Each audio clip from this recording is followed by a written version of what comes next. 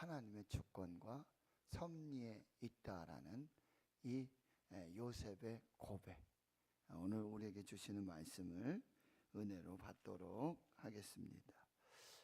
요셉이 꿈을 꾸는 이야기가 창세기 37장에서부터 시작이 되고요, 38장에는 유다와 다말의 이야기, 이제 참 하나님의 구속의 은혜들이 어떻게 흘러가고 있는지를 살펴보았습니다.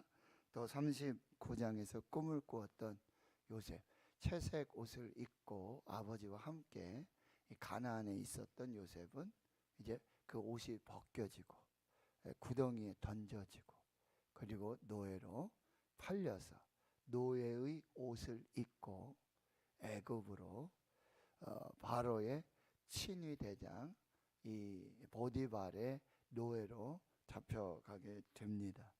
그런데 여호와께서 요셉과 함께 하십니다. 여호와께서 요셉에게 은혜를 베풀어 주십니다. 그래서 형통한 자가 되어집니다. 그렇게 어떻게 보면 노예의 신분이지만 하나님의 함께 하심, 하나님의 은혜 베풀어 주심, 그리고 하나님이 요셉을 위해서 이 바로의 친위대장 보디발의 집과 보디발의 모든 재산, 소유의 복을 주십니다. 복의 사람이 되어지는 것이죠. 그런데 이 복의 사람, 하나님의 함께 하심, 은혜를 주심, 형통케 하심 중에서도 유혹이 옵니다. 이 보디발의 아내의 이 여주인의 성적인 유혹이에요. 그런데 이 요셉은 이 하나님 앞에서 그 유혹을 분명하게 거절합니다. 같이 있지도 않고 듣지도 않고 눈도 안 마주치고. 여러분, 유혹의 가장 특별히 성적인 유혹, 이 요셉은 뭐 다른 본문에 없는데 요셉이 굉장히 이 용모가 빼어나고 아름다웠다. 노예가 용모가 빼어나고 아름다우면 그 무슨 소용이 있을까요? 여러분, 미국의 기사를 보니까 일본에서 이 젊은이들의 이 가장 여자 젊은이들의 이 남편 가장 선호가 옛날에 뭐 돈이 많고 뭐 이런 거 따졌는데 요즘은 외모라고 한답니다.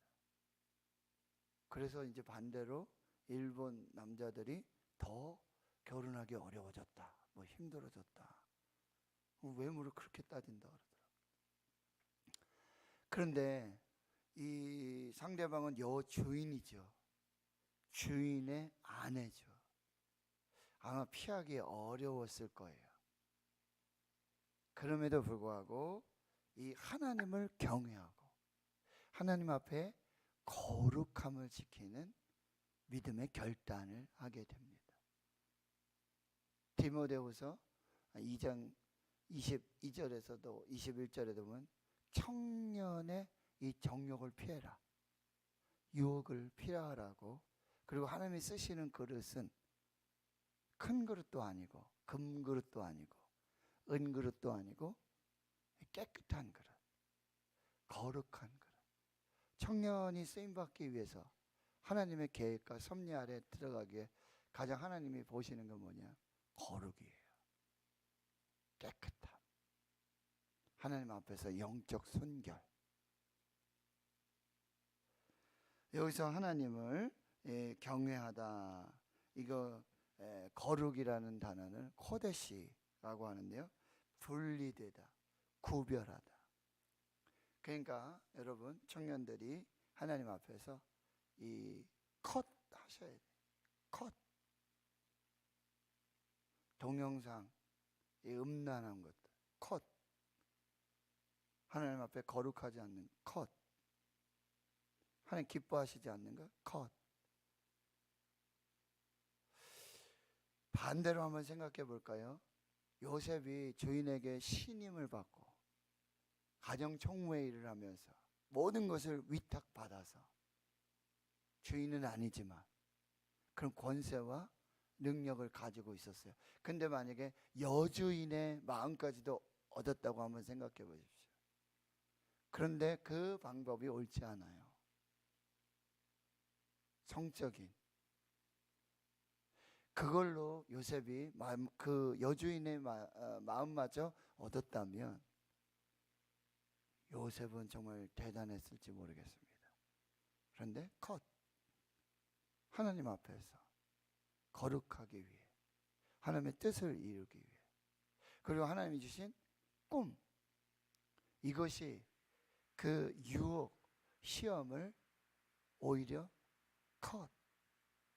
구별하고 분리하고 끊을 수 있는 그 놀라운 이 열정이 되었다는 거예요. 열정이라는 단어, 엔스시엄, 이 단어는요, 신들리다라는 의미가 있어요. 그러니까 하나님께 완전히 붙잡히는 거예요. 요셉은 지금 여러 가지 참 유혹과 어려움 중에 있었지만 하나님을 향한 열정, 하나님 꿈에 대한 이 집중, 더 견눈질 할 수가 없어요. 그 열정과 영적 집중력은 이 다른 쪽에 신경 쓰고 다른 곳에 마음 뺏기고 그럴 시간도 여유도 없었다라고 하는 거죠. 내가 거룩하니 너희도 거룩하라. 너희 아버지의 온전하신과 같이 너희도 온전하라. 오늘 교회가, 가정이, 청년들이, 주의 성도들이 회복해야 될 것은 하나님 앞에서의 거룩. 그런데 그것이 가정이나 일터나 거기와 전혀 구별돼서 안 된다는 거예요. 교회에 오면 다 거룩해요. 교회에 오면 다 경건해요. 교회에 오면 다 세상에 없는 그 거룩함이 있어요. 그런데 가정에서, 세상에서, 일터에서 거기가 완전히 이중 인격자가 되는 그런 거룩은요, 하나님 앞에 능력을 나타낼 수 없어요. 요셉은 하나님 앞에서, 일터에서, 삶의 현장에서 똑같아요. 이 큰 집에, 이 큰 집에 주인이 있는데 당신의 남편 보디발인데 내게 큰 직무를 주고 책무를 줘서 다 위탁해서 다 그렇게 할 수 있습니다. 그런데 딱 하나 내가 할 수 없고 내 임의로 내가 할 수 없는 건 당신입니다. 그런데 내가 어찌 이 큰 악을 행해서 하나님 앞에 범죄할 수 있겠습니까?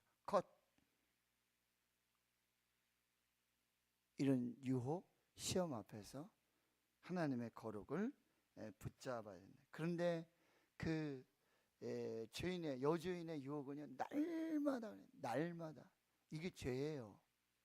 이 유혹은요, 이렇게 끈질겨요. 아주 집요합니다. 그 약점을 하나 잡으면 아주 끝까지 물고 드는 거예요. 이게 마귀의 아주 그런 수라는 거예요. 한번 뭐 이렇게 슬쩍 또 옵니다.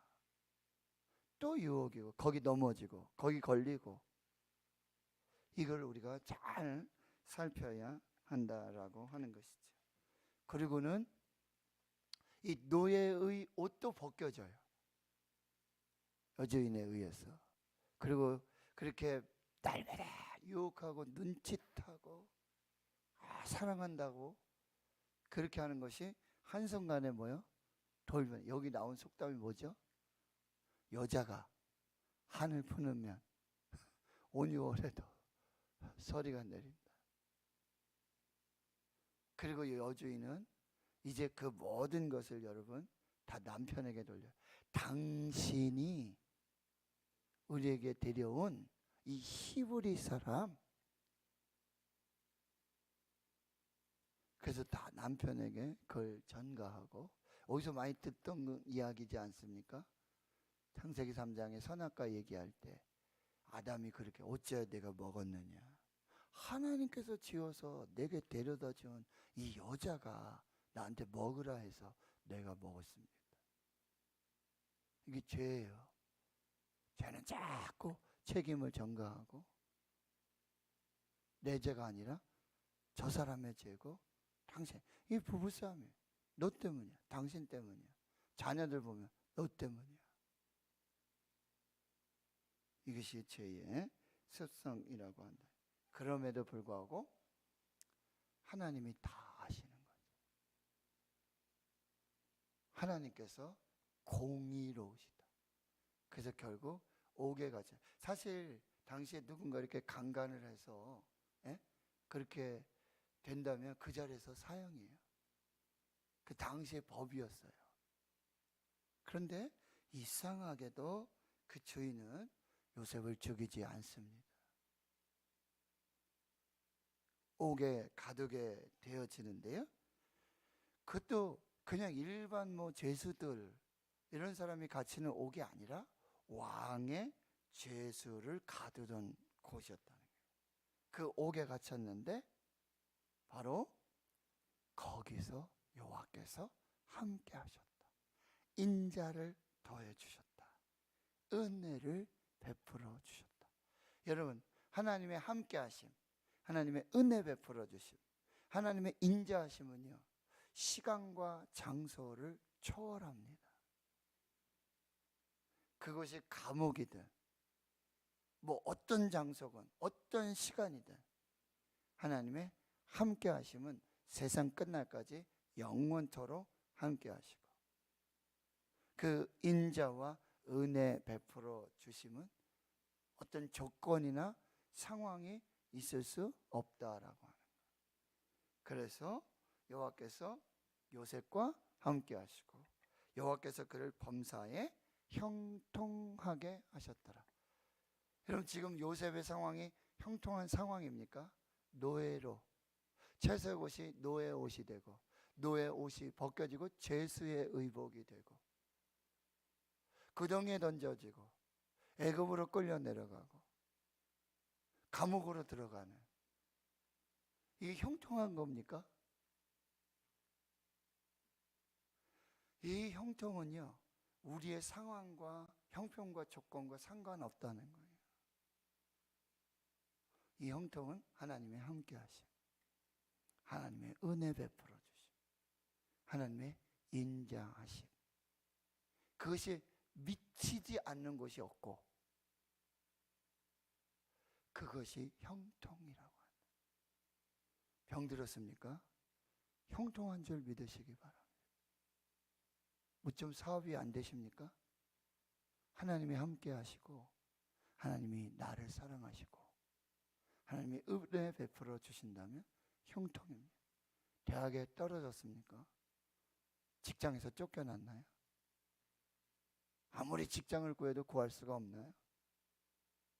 그러나 하나님이 함께 하시고 하나님의 사랑이, 하나님의 은혜가 더해진다면 형통인 줄 믿으시기 바랍니다.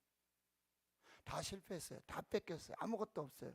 근데 내가 지금 하나님 앞에 있다면, 하나님이 나의 하나님, 나의 구주가 되신다면, 그 믿음이 있다면, 그 신앙이 있다면 형통한 줄 믿으시기 바랍니다. 그래서 이사야 55장 8절과 9절, 내 생각은 너희의 생각과 다르다. 내 길은 너희의 길과 다르다. 하나님의 길과 지금 요셉이 가는 길이 달라요. 그런데 요셉이 가는 그 길에 하나님이 함께 하시고 하나님의 인자가, 하나님의 은혜가, 그렇다면 그곳이 사망의 음침한 골짜기라도 주께서 나와 함께 하심이라. 주께서 내 원수의 목전에서 상을 차려주시고 기름으로 내 머리에 부으셨으니 내 잔이 넘치나이다. 나의 평생의 선하심과 인자하심이 반드시 나를 따르리니 내가 여호와의 집에 영원히 살리로다. 여호와는 나의 목자시니 내게 부족함이 없어. 푸른 풀밭 쉴만한 물가, 내 영혼을 살리시는 하나님을 찬양합니다. 이게 시편 23편 다윗의 고백이라는 거예요. 자, 기억하십시오. 하나님의 길과 나의 길이 다릅니다. 하나님의 생각과 내 생각이 달라요. 예레미야 29장 11절 여호와의 말씀이니라 너희를 향한 내 생각을 내가 아나니 재앙이 아니라 평안이요 미래와 희망을 주는 것입니다.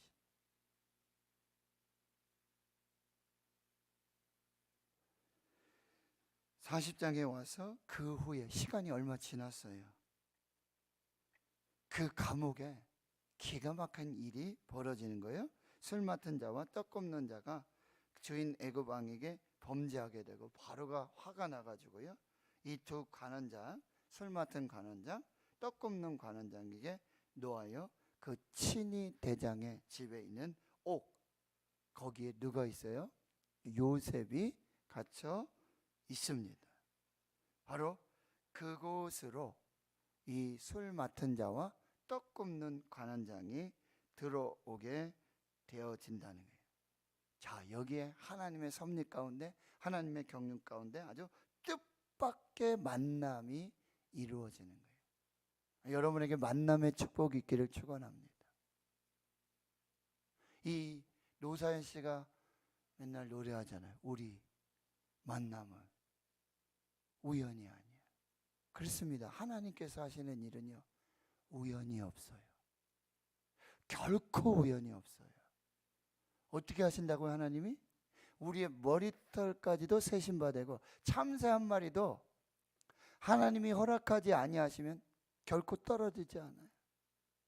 저와 여러분의 삶 속에 모든 것을 주관하시고 섭리하시는 분은 하나님이십니다. 하나님의 섭리 아래 있어요. 오늘 내가 이 자리에서 여기서 예배드리고 이 말씀 듣는 거, 이 사람 만나는 거, 이 일을 하는 거 결코 우연이 아닙니다.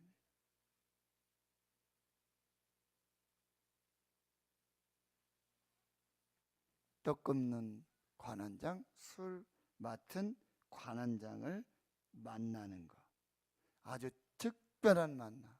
그리고 이 만남이 디딤돌이 돼서 이제 요셉의 인생에 하나님의 역사들이 또 회복이 돼요.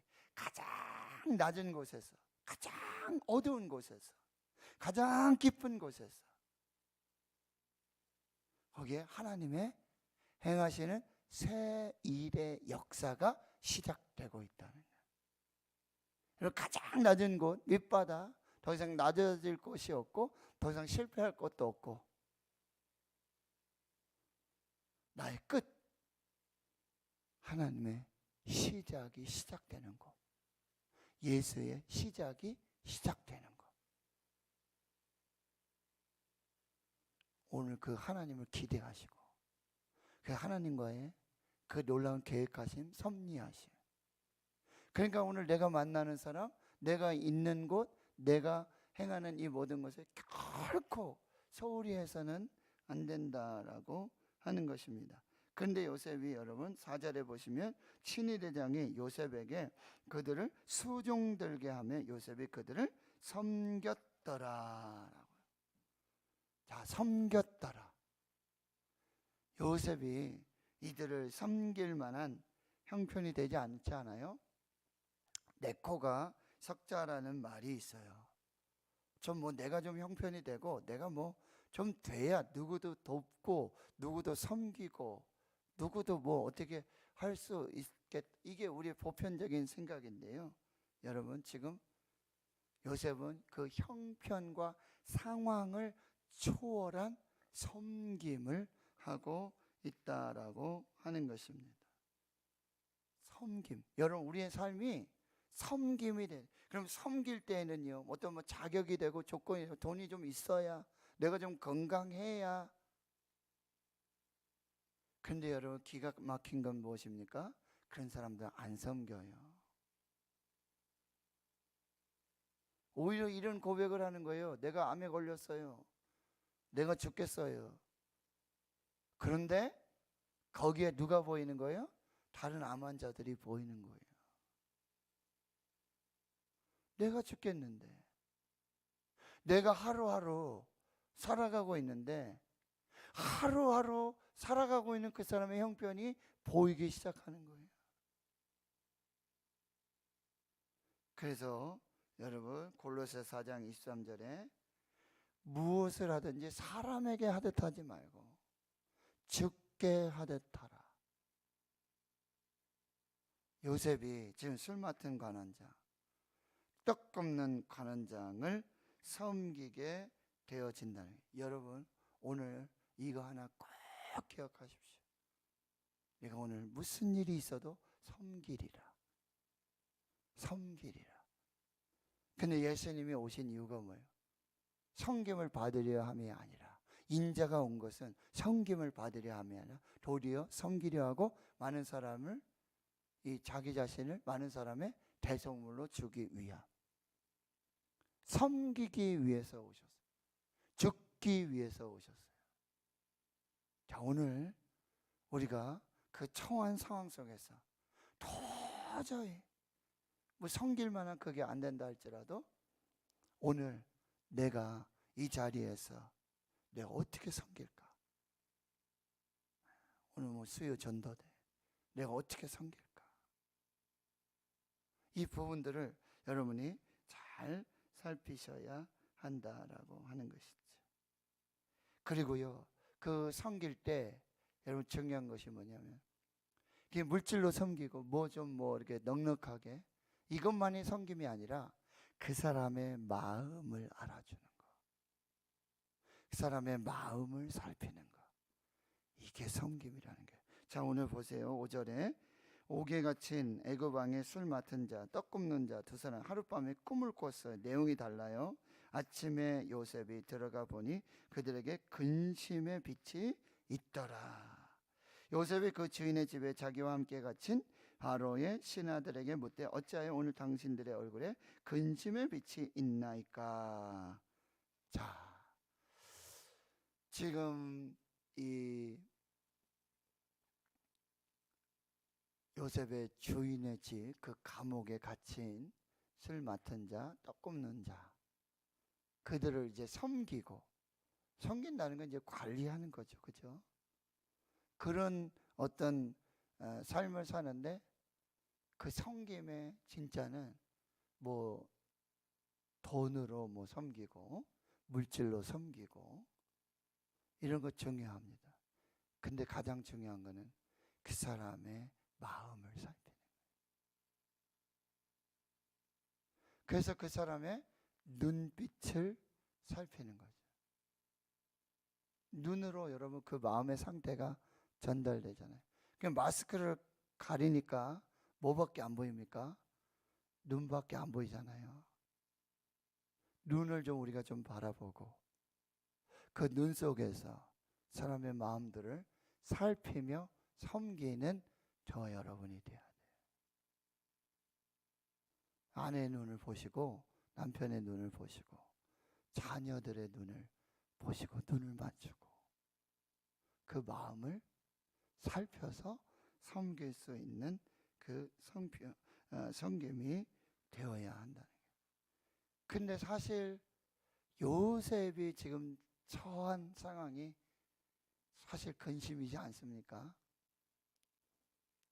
채색 옷이 벗겨지고 노예 옷이 입혀지고 노예 옷이 벗겨지고 죄수의 옷이 입혀지고 하루하루 참 근심으로 살아가야 될 요셉이 오히려 사람의 마음을 살피고 눈빛을 살피면서 진정한 섬김을 하고 있다라고 하는 것.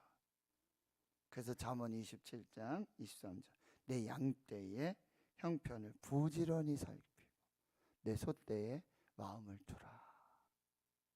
그래서 오늘 여러분 가정에 남편, 아내, 자녀들 여러분들 마음을 좀 잘 살펴주시고 그 눈을 좀 바라보시면서 그렇게 섬기시는 오늘 하루가 되길 바라고요. 그리고 여러분 8절에 보면 꿈을 꿨는데 해석할 자가 없다. 요셉이 그들에게 이르되 해석은 하나님께 있지 아니하니까 청하건대 내게 이르소서. 여러분 감옥에 갇혀 있는데 이 사람들에게 가장 중요한 게 뭘까요? 궁금한 게 뭘까요? 나의 미래는 어떻게 될까? 내가 여기서 풀려날 수 있을까? 내가 자유할 수 있을까? 내가 다시 복직할 수 있을까? 내 미래는 어떻지? 근데 성경에서 이 고대에 이 하나님의 뜻을 계시해 주시고 알려주시는 방법 중에 하나가 꿈이었어요. 지금 요셉에게도 이 꿈이 진행되고 있지 않습니까? 여러분, 저와 여러분에게 지금 궁금한 게 뭔지 아세요? 오늘 무슨 일이 있을까? 내일은 어떤 일이 있을까? 나 오늘 이렇게 기도하는데 예배 드리는데 내일 내가 검사 받았는데, 예? 병원 가서 검사 받았는데 일주일에 오세요. 2주 후에 오세요. 이거 얼마나 그 시간이 막 두렵고 염려가 되고 근심 걱정되는지 몰라요.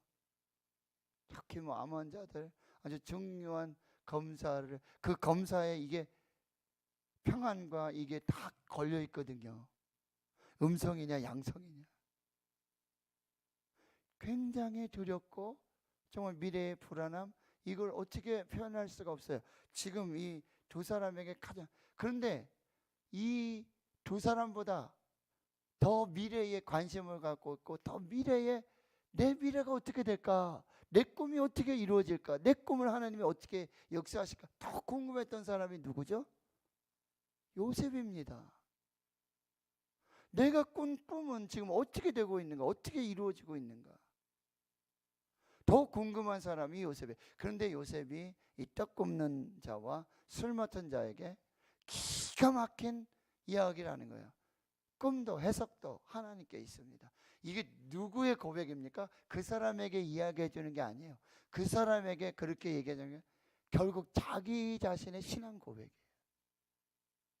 내 꿈도 내 미래도 내 해석도 나는 하나님께 있음을 믿습니다. 이 고백으로 자기가 지금 죄수로 옥에 갇히고 가장 낮은 곳, 가장 어두운 곳, 가장 절망이 있는 곳, 가장 낙심이 있는 그곳에서 지금 술 맡은 자, 떡 굽는 자에게 하나님이 꿈을 주셨고 그 꿈을 하나님이 이루어 가실 것을 지금 기대하듯이 요셉은 자기 자신의 꿈을 다시 붙드는 거죠. 다시 돌아보는 거죠. 그렇구나. 내가 지금 옥에 갇혔고 가장 어둡고 가장 낮고 가장 절망이지만 하나님이 내 꿈을 다시 보게 하셨고 내 꿈을 다시 붙들게 하시고 내 꿈을 하나님이 어떻게 이루어 가실까, 하나님을 붙잡아라. 이 새로운 시작을 하고 있다는 거예요. 여러분 기억하십시오. 내 인생의 미래는 오직 하나님의 손에 있습니다. 하나님의 주권에 있습니다. 다른 사람의 다른 형편과 상황이 어떻게 만들어가는 것이 절대 아니라는 거예요. 환경이 그렇게 만들었습니다. 상황이 그렇게 만들어서 어쩔 수 없는 상황이었습니다. 아니라는 거예요.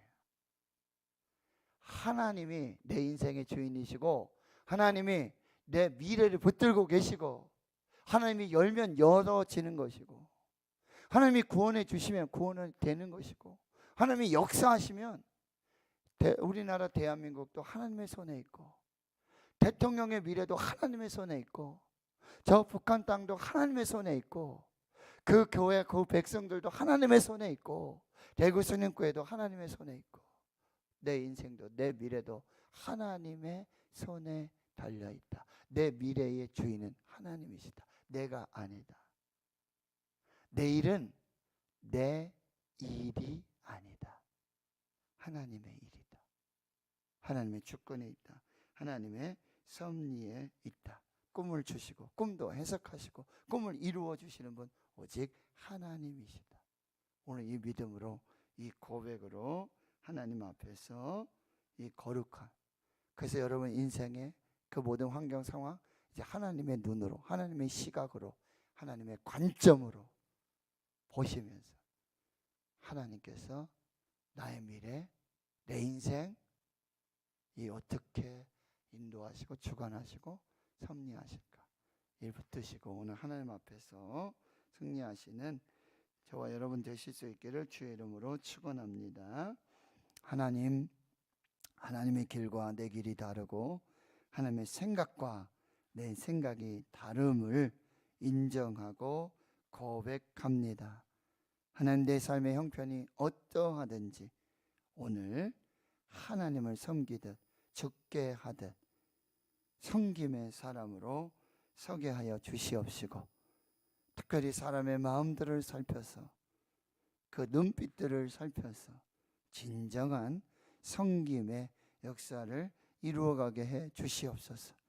감옥에서 가장 어두운 곳, 가장 밑바닥, 가장 절망의 상황 속에서 새로운 만남과 새로운 시작이 시작되는 이 요셉의 이 삶을 돌아보며, 하나님, 오늘 우리가 만나는 사람, 우리가 대하는 모든 일들에 하나님의 섭리가 있고, 하나님, 꿈도 해석도 내 미래도 내 장래도 우리 가정도 자녀들도 교회도 대한민국도 한국교회도 대구 신흥교회도 그 미래가 장래가 하나님의 손에 있음을 믿고 그 신실하신 하나님의 은혜를 붙들고 나아가는 우리 모두가 되게 하여 주시옵소서. 이제는 우리 구주 예수 그리스도의 은혜와 하나님 아버지의 무한하신 사랑하심과 성령의 내주 교통 충만하심이 이제로부터 영원토록 함께 하시옵기를 간절히 축원하옵나이다.